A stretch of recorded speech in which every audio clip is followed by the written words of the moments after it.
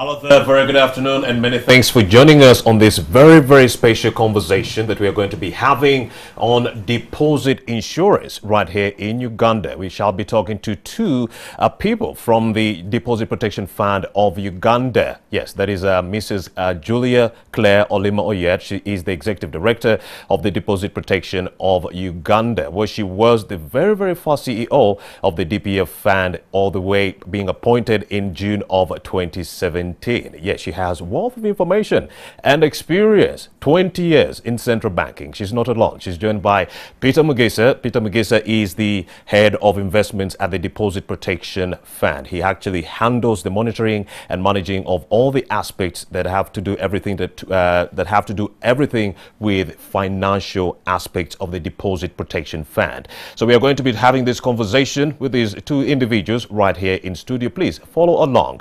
Did you know that in the unlikely event of a banking institution closing up, yes, you are entitled to some money. It doesn't matter if you have 100 million, 5 million or so forth. You cannot go away empty-handed. The Deposit Protection Fund is mandated to offer you that insurance that you need in the unlikely event of your banking institution actually closing. You remember the Crane Bank? Yes, but then the depositors were protected by the Deposit Protection Fund of Uganda. 10 million, that is the limit. Meaning if you have 100 million, they will still give you that 10 million Uganda shillings until the liquidator actually sells off the property of that closed banking institution. Then they can recover all the money that you have in the bank. So fret not, we are going to be getting all the details from Claire Olima Oyet and Peter Mugisa, who are joining me right now on set. A very good afternoon. Good afternoon. Thank you for joining us. Mrs. Claire Olima Oyet, let's start with a very easy question. What is the Deposit Protection Fund of Uganda? Yes, thank you, Romeo, and good afternoon, viewers. The Deposit Protection Fund is an entity that was put in place by the government of Uganda through an act of parliament to ensure that depositors are protected, and we give protection up to the 10 million mark. So that is the Deposit Protection Fund, a government of Uganda agency. Yes. Try to calm the fears of some people who say, what if I'm having 100 million? What happens to my money? Indeed. Okay. Romeo, if you have 100 million, we would pay you immediately up to the 10 million, and you'd have to wait a little bit until the liquidation process takes place. And then you can be able to get the balance of the money that you put in the bank. Now, the question is always asked, but 10 million is so little. But we want to assure the viewers that with the 10 million, we're covering up to 98% of all the depositors in the country. So 98% of you, the depositors, will be able to get whatever money you have in the bank. Meaning 98% of the depositors we have in Uganda here have less than 10 million. Yes. Meaning having a limit of 10 million would be right to cover all these individuals, 98%. Yes. And before this conversation, you were also telling me about how 94% of depositors have less than 1 million on their accounts. Yes, that is the case, Romeo.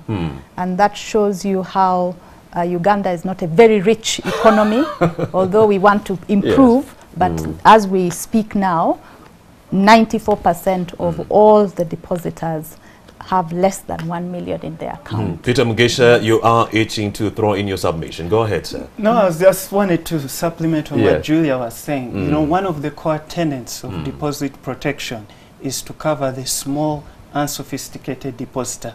That person who doesn't have the financial acumen of understanding balance sheets and financial statements, for them all they know is that a bank receives deposits from them. So once we can cover the majority of those, then we believe we'll be going to a great length to contribute to financial sector stability.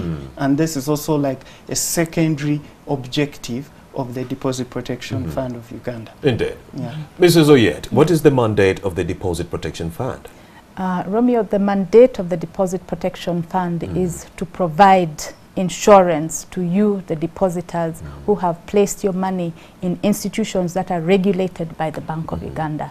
The mandate of the Deposit Protection Fund is that instilling of confidence in you, that if anything goes wrong with your bank and it's closed for outright liquidation, at least you'll get up to 10 million. And just to make the correction, the question is always asked, if I have 1 million, does it mean you'll only pay people who have 10 million? No, Romeo. If you have 1 million, you'll get 1 million. If you have 5 million, you'll get the 5 million. But if you had 15, you'd only get up to the 10 million. Until the liquidation process ends, and then we can get to the extra 5 million. Yes. Meaning you'd still have your money well protected. Yes. So please don't keep your money in a sock, in a drawer. Please take your money to a banking institution. That's the only way you can ensure that you will be protected. Peter Mugisha, go ahead. Yes, I mean, we've been using some of these terms like liquidation. Mine is just to let the viewers know that there are several options that can be used to ensure the orderly exit of a problem bank.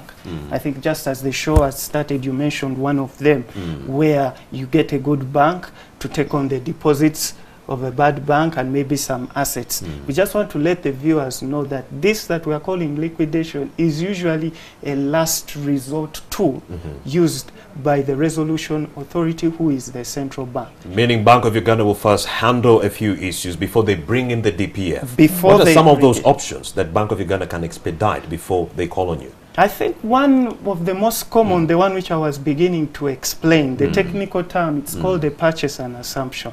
But essentially what it is, you get a good bank to take on the deposit liabilities of the bad bank and some or even all of the assets. What that does for the sector is that, first of all, I mentioned it will ensure orderly exit of the problem bank. But most importantly, for the viewer out there, and for the depositor who may have their money in the problem bank, within a couple of days, they can go and withdraw their money from the good bank. And so the bad bank in this case, maybe to just give, put it in layman's language for the viewer to understand. The bad bank here being Crane Bank and the good bank being the FCU. As an example. You just, Bank of Uganda had to just switch from all the way from Crane Bank all the way to DFCU. So if you had problems here, you just have to go to DFCU and they are rectified. And so they didn't call on DPF in this case? They didn't call on DPF. Amazing. But now what we are talking about is that in the unlikely scenario when they they call on the DPF, then that will be when the resolution authority, who is the central bank, says, you know what, we failed to find any other option, we now have to liquidate the bank. What that means, we have to sell what is left of the bank and try to receive some proceeds to pay back the depositors and any other creditors. When that happens, before even the liquidation process can even commence, DPF will come in right there and begin compensating all depositors of the problem bank up to 10 million. It's important also to note that the way the deposit insurance system is structured is that deposit protection is per depositor, per contributing institution. So we may have a scenario where a depositor has 3 types of accounts. So for example, he has a savings account, a current account, and a fixed account. And even a fixed account. Now when those amounts are added up, then that's when we pay the compensation up to 10 million.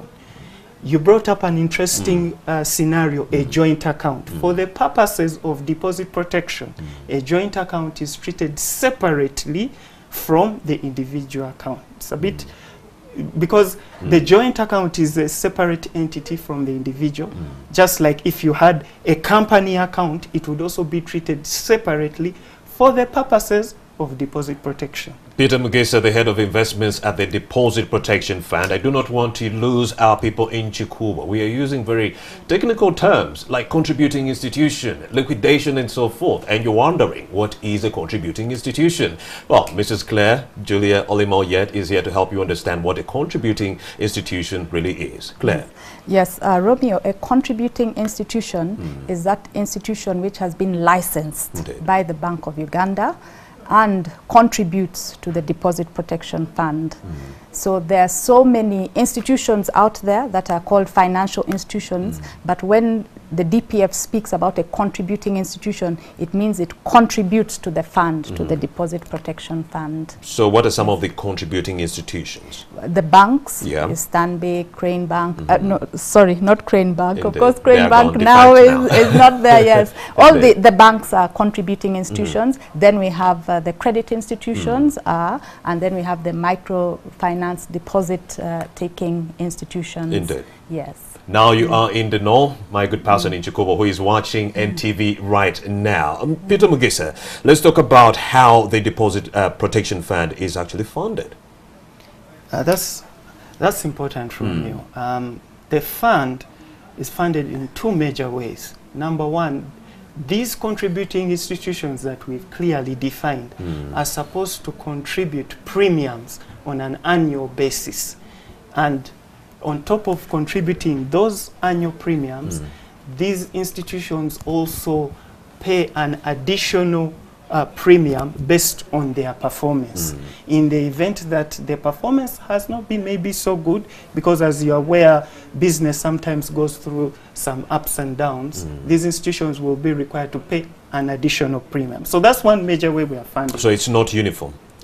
It depends on overall performance of that particular contributing institution. Yes, and even though the rates are uniform, the rates are applicable to the average holding of deposit liabilities of that institution in a previous year. Right. So of course we know some institutions have a larger deposit base than others, so they will be paying higher premiums. But also to touch on the second way how we earn the investment income. Yes, the investment income. So when we receive these premiums, they are invested in Government of Uganda securities.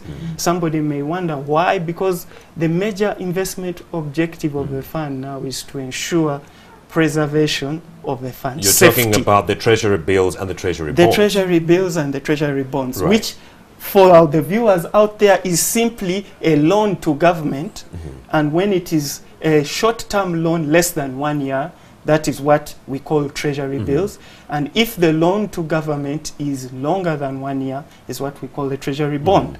The reason why we like those two instruments is, number one, they have minimal credit risk, they are safe, and number two, they are liquid.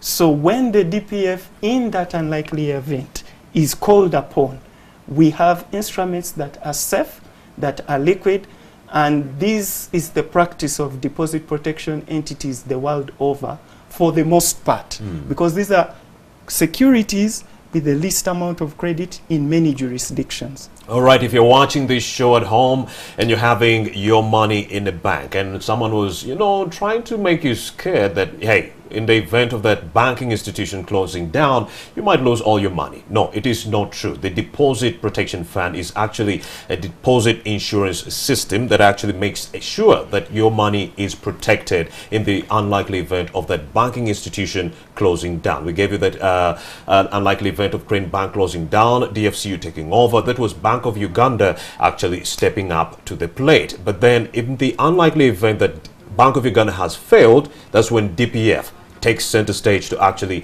pay off this money to those people who are actually in the defunct bank. Now, Mrs. Claire Olima Oyed, we would like to know, how do you compute and collect the annual premiums as DPF? Yes. Romeo, we use a percentage of 0.2%, and we apply that 0.2% to the average deposit holdings of the previous year, and that is what we use to bill them.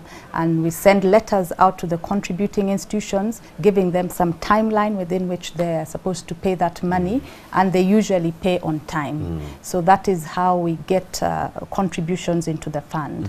When this money comes, it doesn't come to the DPF, it comes to the Bank of Uganda, because the DPF has an account in Bank of Uganda, and that is when Peter and his team access that money and make sure it's invested in the treasury bills and treasury bonds that he has ably explained, and so that fund keeps growing. What fate befalls a contributing institution that fails to pay its premium within the stipulated 21 days? Yes.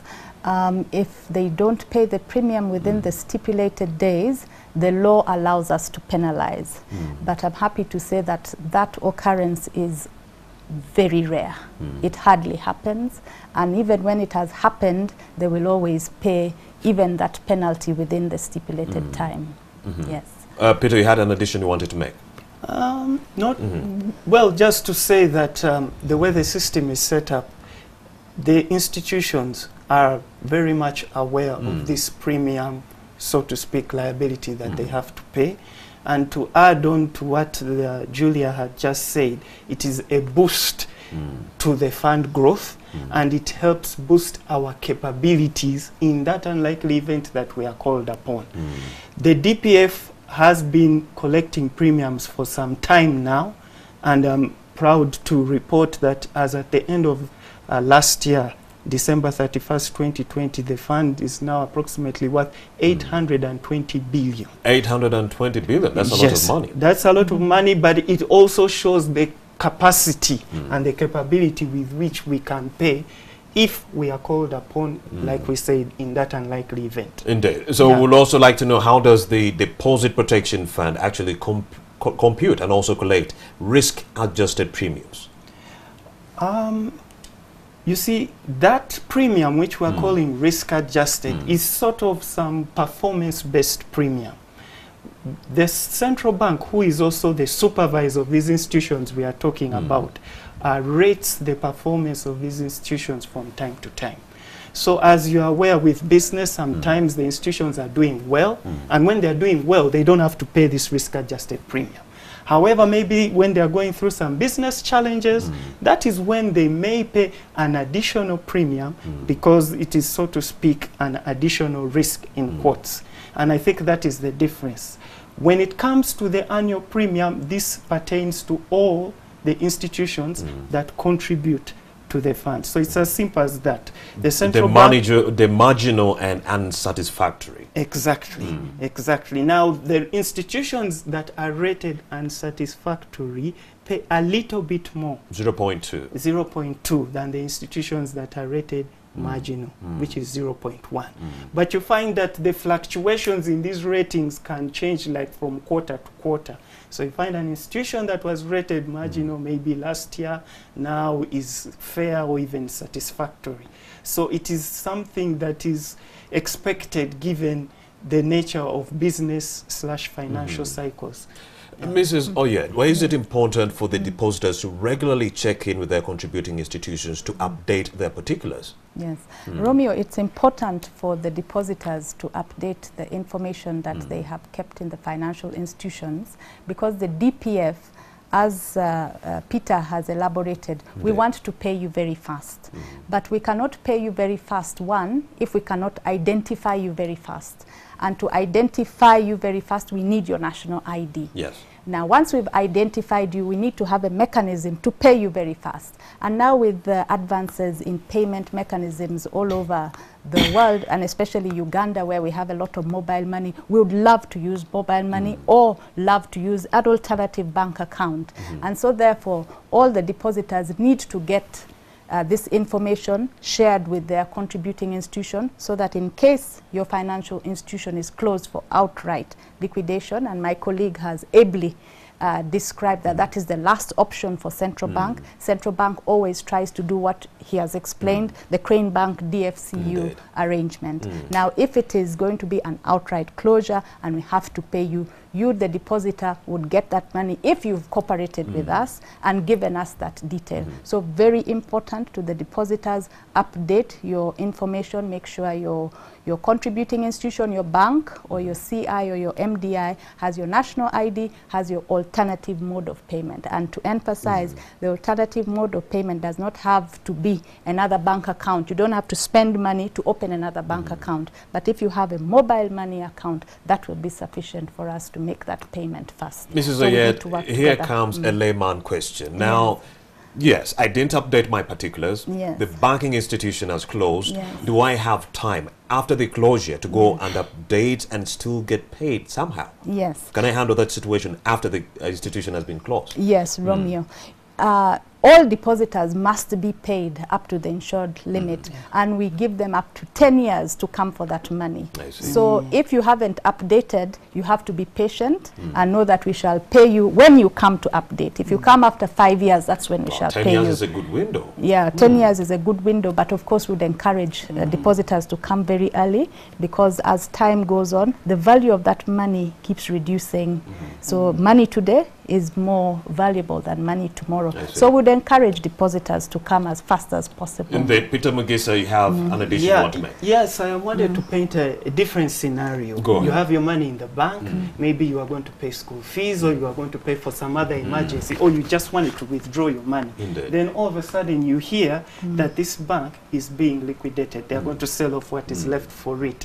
You don't want to be in a scenario where you didn't update your details. Now you are trying to get in touch with the fund or its agent to collect your protected deposit. A lot of time is wasted, and even though the law allows us up to 90 days, we are trying to be proactive with advances in payment systems, like Julia has just said, and saying, Mr. Customer, if you can furnish us with these details, in that unlikely worst case scenario, we'll get the money to you wherever you are, whether you're in Bududa or you're in Sironko or whatever. As long as you've updated your details, we can get that money to you as fast as possible. So this, and this is something that is being fronted by, you know, the global standard setting bodies for deposit protection, that the deposit insurers, who are us, we should try to reunite the customer with their deposits as fast as possible.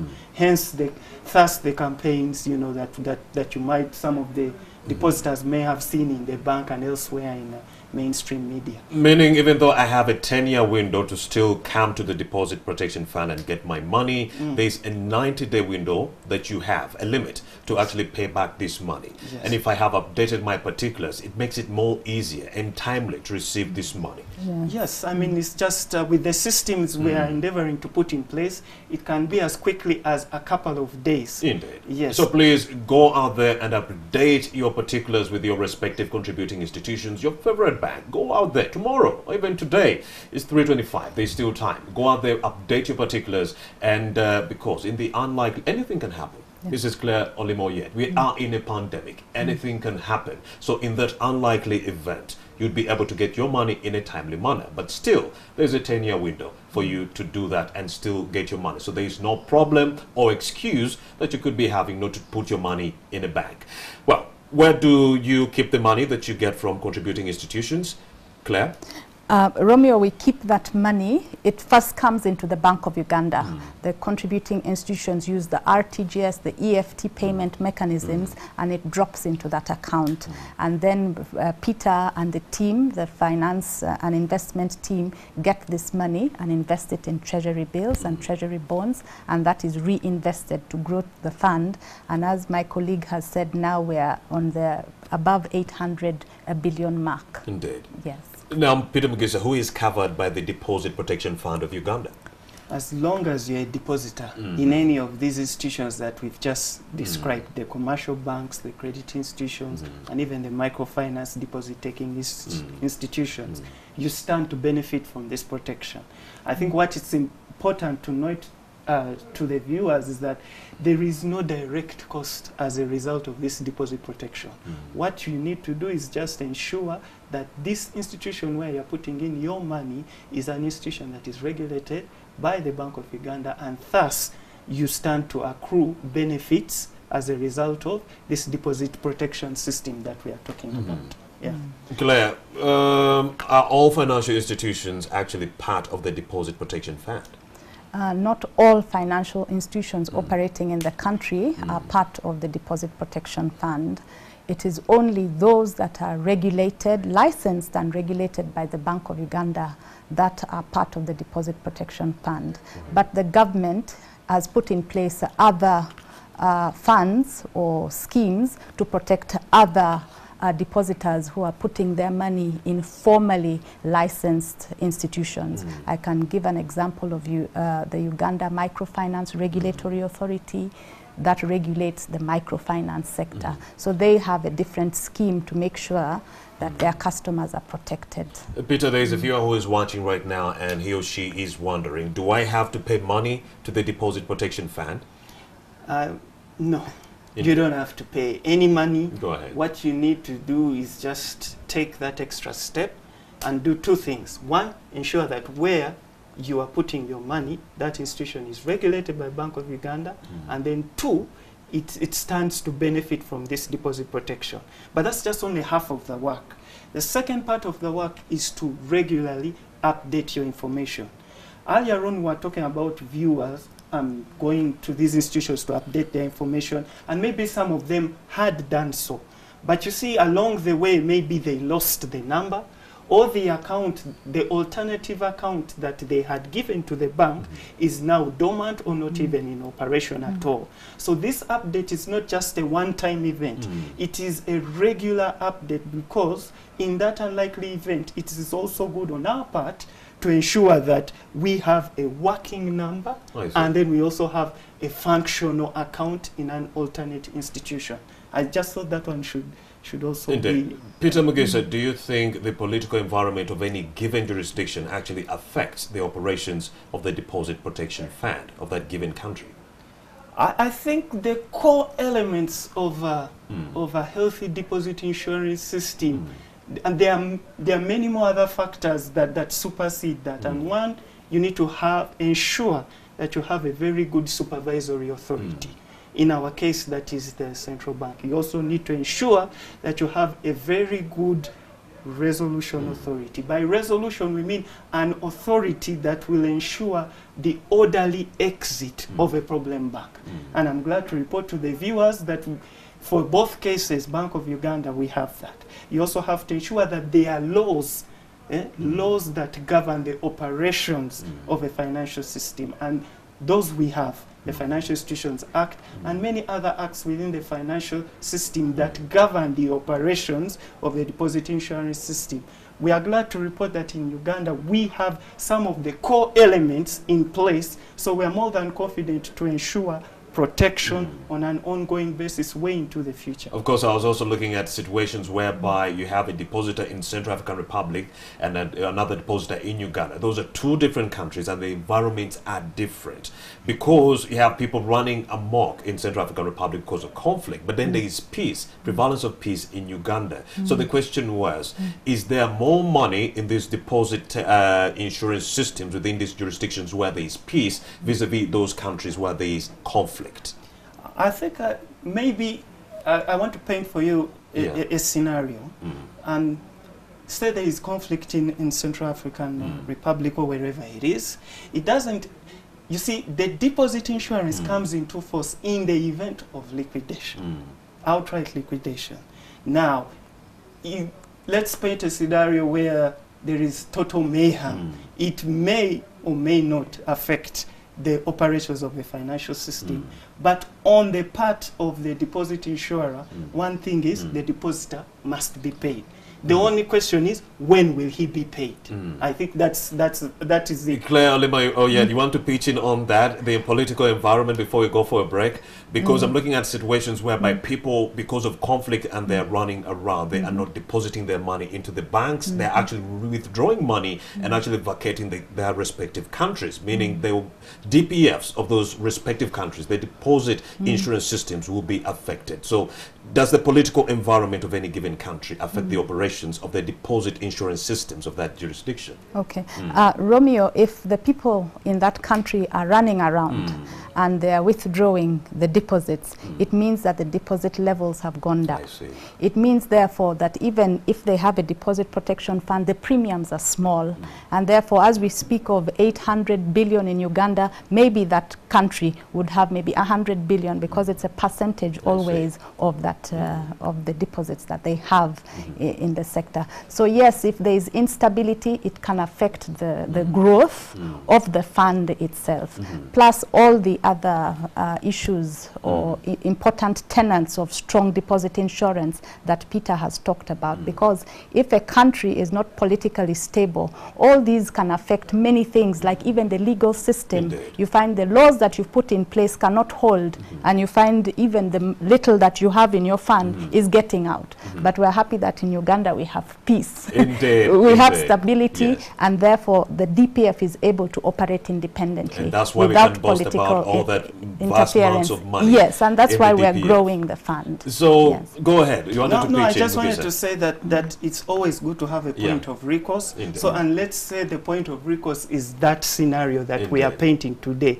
You have somewhere to run to, because it's not the case that everyone will be withdrawing. There may be a few who still have money in the bank. So we are saying, if God forbid this political instability were to lead to a closure of a bank for outright liquidation, there you have DPF to come in and quickly compensate depositors up to the limit of 10 million. And I'm glad we are having this conversation, because we are directing this bit to the policymakers to understand that the political environment actually affects the financial sector in that regard. And like I did mention, two individuals come with a wealth of information. Mrs. Claire Julia Olimo Oyet has over 20 years in central banking, yes. And Mr. Mugisa Peter has over 8 years as a financial analyst and so forth. So these individuals have a lot of information.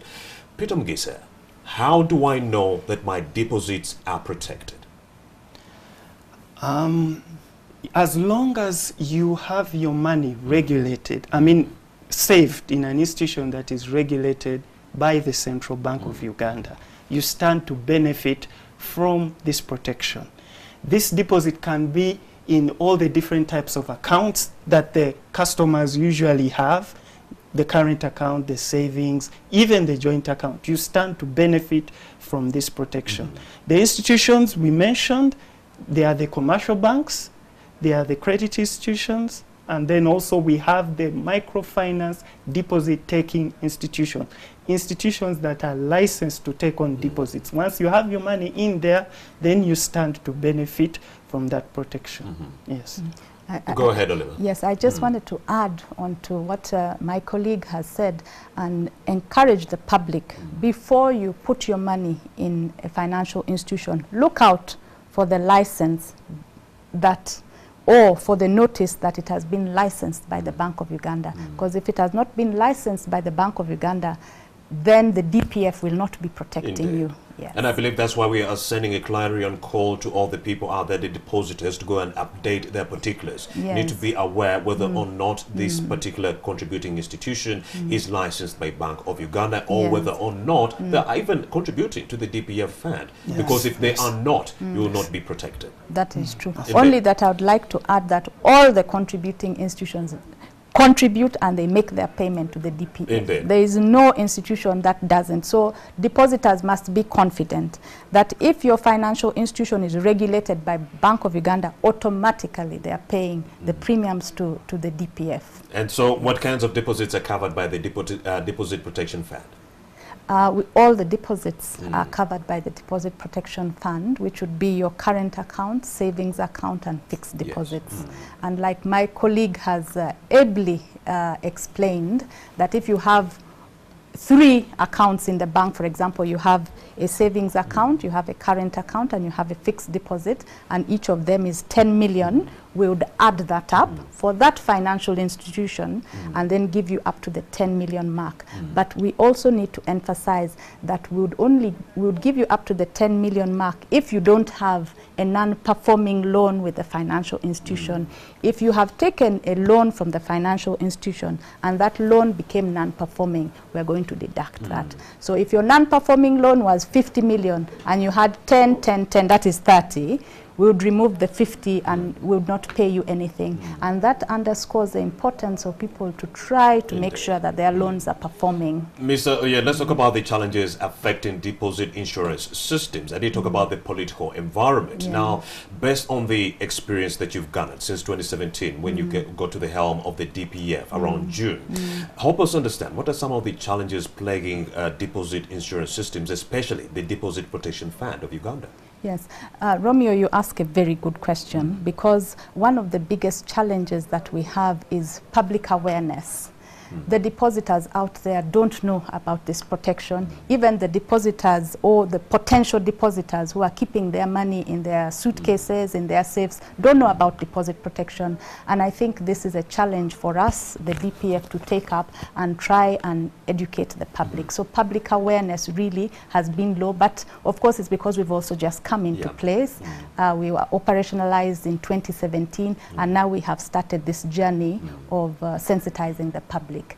The other one was, initially we didn't have a unique identifier. The national ID, good thing it has come up at the right time when the DPF also comes into play, but we need people to update this information, because if we don't have that information, we're not going to be able to pay you fast. And if we're not able to pay fast, there's the confidence is going to be affected, and that then affects the amount of deposits that we're receiving in the financial sector. Then it affects the growth of the DPF, because there is a direct link between them. So I can think of those two major challenges, but my colleague Peter Mugisa might be able to Peter add Mugisa, pitch in any of the else. obstacles Olema Oyet might have left out. No, maybe not that she has left it out, but maybe to provide some context. As we mentioned earlier, our core mandate is to pay out these protected deposits in that unlikely event. It's very important that on an ongoing basis we have this information readily available on how much is the protected deposit, one, and then two, the customer's information regularly updated and attached to that number.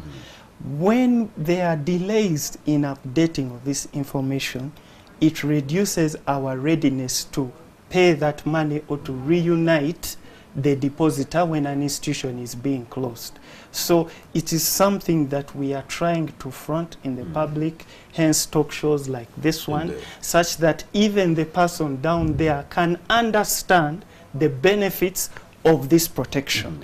If the strength of a deposit insurance system is mainly surrounding the awareness of the customer on the benefits of this protection. If we protect up to 10 million, but the customer doesn't know about this protection, it can be limiting in a sense.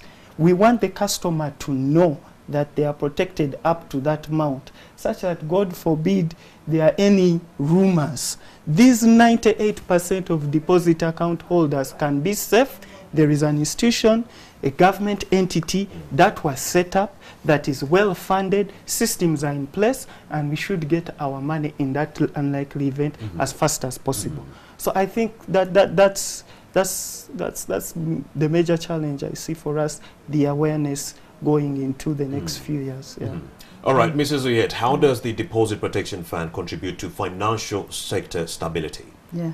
Romeo, the Deposit Protection Fund contributes to financial sector stability by instilling this confidence that we're talking about, making sure that if your bank goes under, you get paid immediately. And so therefore you don't have any worries about bank failures. The 98 that Peter keeps referring to, they are confident.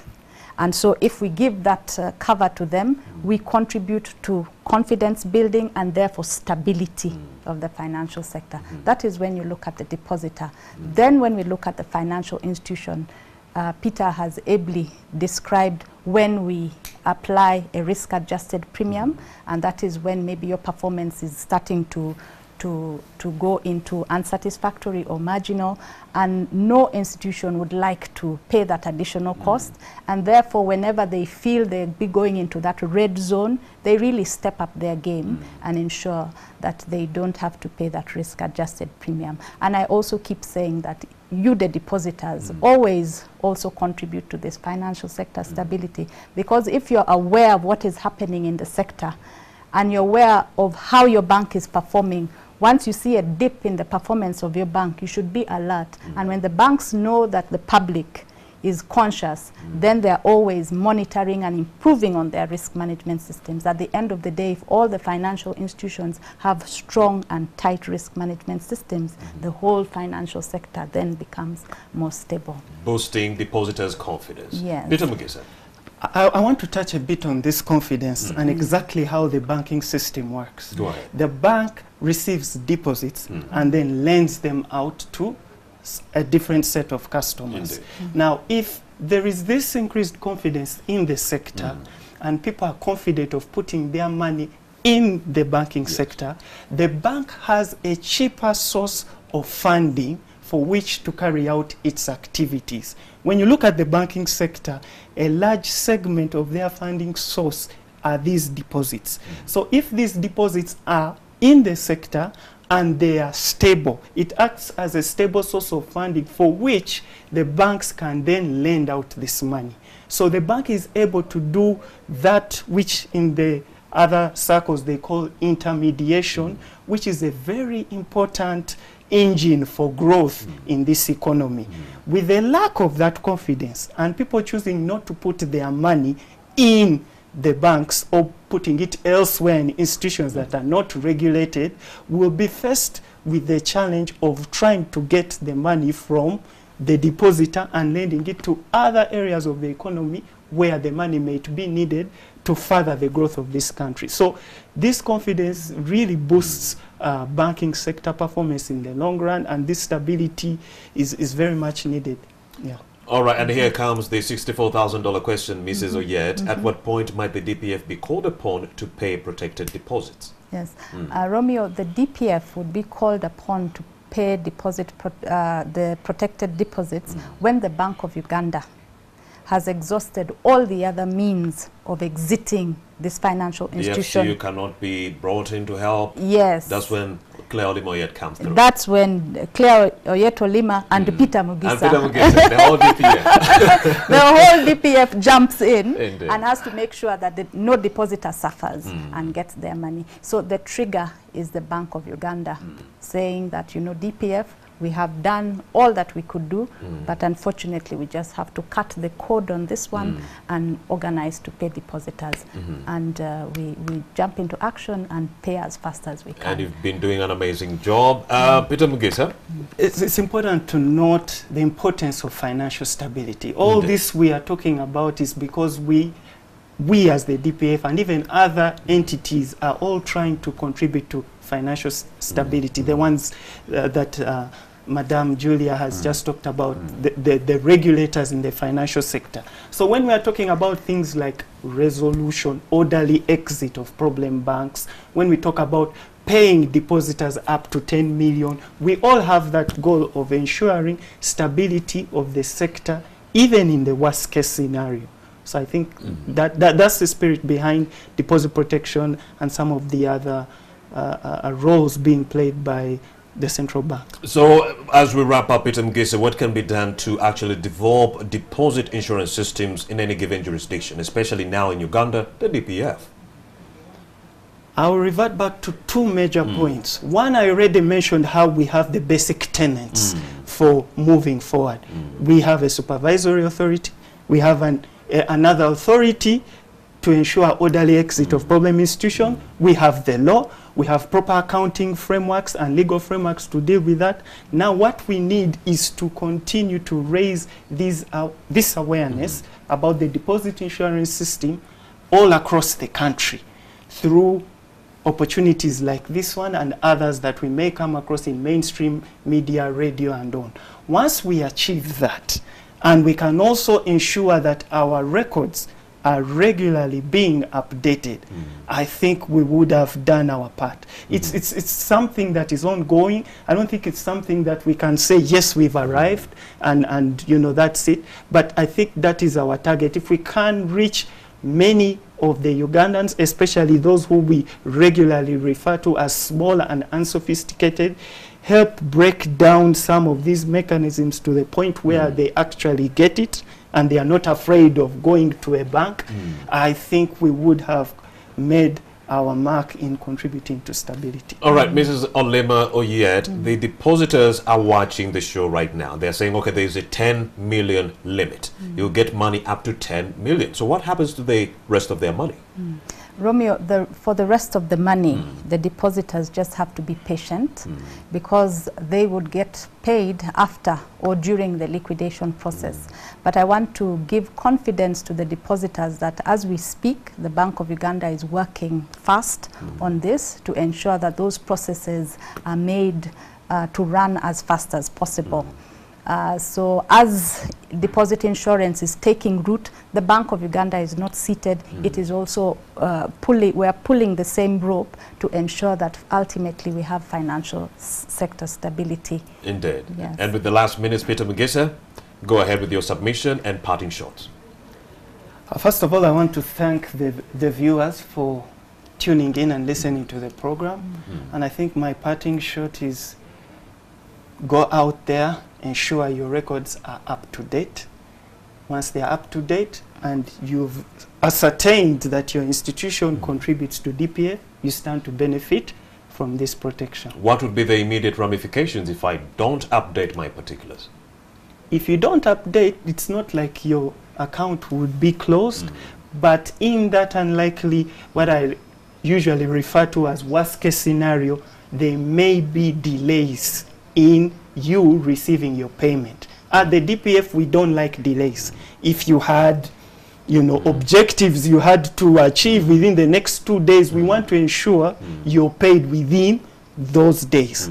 There have been advancements in payment systems and other developments that we are trying to take advantage of to ensure you get your money under all scenarios that are envisaged in the world today. Of course, we were also talking about issues whereby depositors choose not, some people choose not to take their money to the banking institutions. Why would you think people might have low confidence in these banking institutions?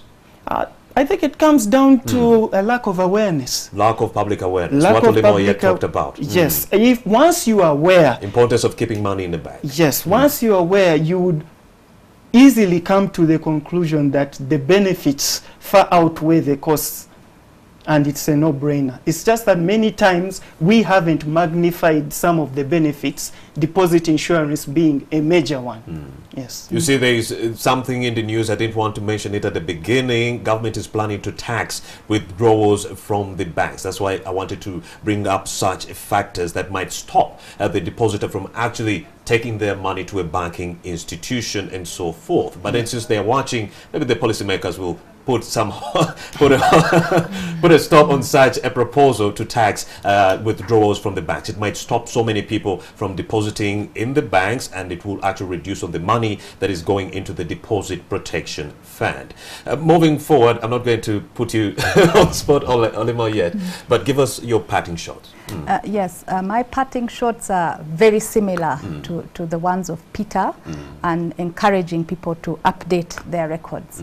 And also encouraging people to remove that money from the safes, from under their pillows, from the pots, and take it to a contributing institution, an institution that is protected and regulated by an ambit of the government of Uganda. I think that is my major parting shot. And there are lots of benefits by putting your money in a regulated institution, because if it closes, you'd get something, you'd get paid. But if you kept it in a safe and it got burned, you lose everything.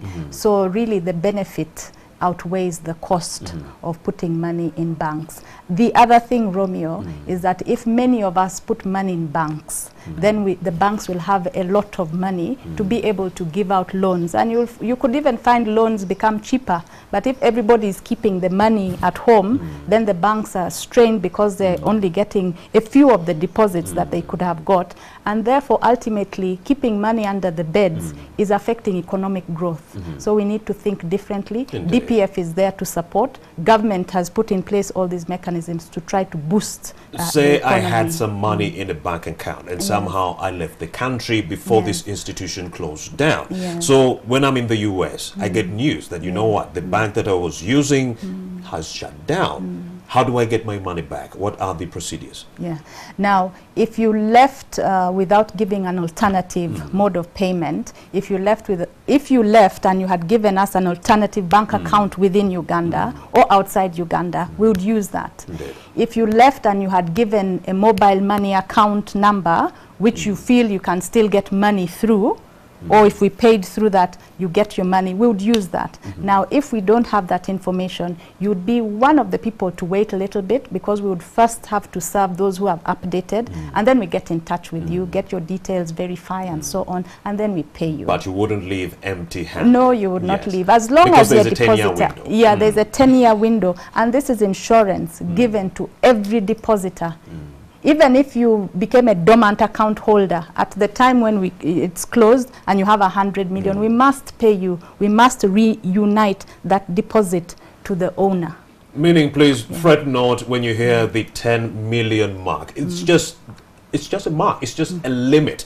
Even if you have 200, 500, DPF would pay you, but the limit is 10 million. But when after liquidation and selling off of the assets of the defunct bank, that's when they will recover the rest of the money, the 90 million. If you had 100, they would give you all that money. Very insightful conversation I've been having with Mrs. Julia Claire Olimo Oyet. She is the executive director of the Deposit Protection Fund. 20 years of experience in central banking. She has been at the helm of the DPF since 2017.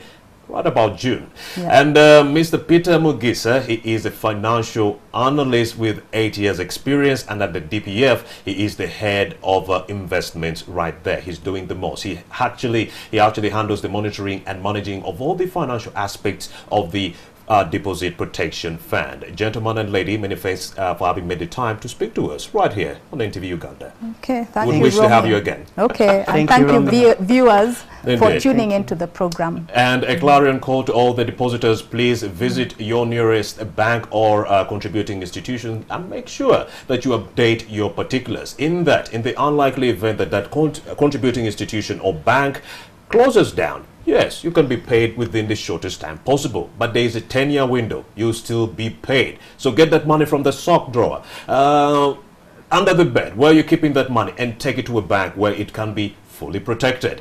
My name is Romeo Busiku. This is NTV Uganda. Good afternoon.